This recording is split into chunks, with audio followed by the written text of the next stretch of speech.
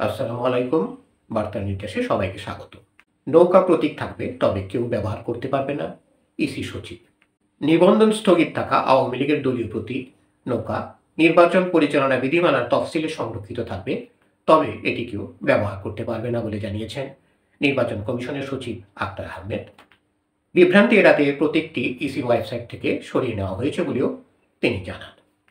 আজ বুধবার রাজধানীর আগারগাঁওয়ে ইসি কার্যালয়ে প্রধান নির্বাচন কমিশনার সহ অন্য কমিশনারদের আনুষ্ঠানিক এক বৈঠকে তিনি সাংবাদিকদের এই তথ্য জানান। ইসি সচিব বলেন, নৌকার প্রতীক ওয়েবসাইট থেকে সরিয়ে রাখা হয়েছে শুধু বিভ্রান্তি এড়ানোর জন্য। শুধু দর্শক যারা এখনো আমাদের চ্যানেলটি সাবস্ক্রাইব করেননি, অনুগ্রহ করে সাবস্ক্রাইব করে আমাদের সাথে থাকবেন। এর বাইরে কোনো কারণ নেই। এর প্রতীক নির্বাচন পরিচালনার বিধিমালার তফসিলে সংরক্ষিত থাকবে, কিন্তু এটা কেউ ব্যবহার করতে পারবে না। এছাড়া সচিব জানান, জামাতে ইসলামের প্রতীক সহ নিবন্ধন ফেরত দেওয়ার যে প্রজ্ঞাপন হয়েছে তার আলোকে নাম ও প্রতীক ওয়েবসাইটে হালনাগাদ করা হয়েছে। তিনি এক প্রশ্নের জবাবে বলেন, শাপলাকে তফসিলে এখনও অন্তর্ভুক্ত করা হয়নি। ধন্যবাদ সবাইকে আমাদের সাথে থাকার জন্য।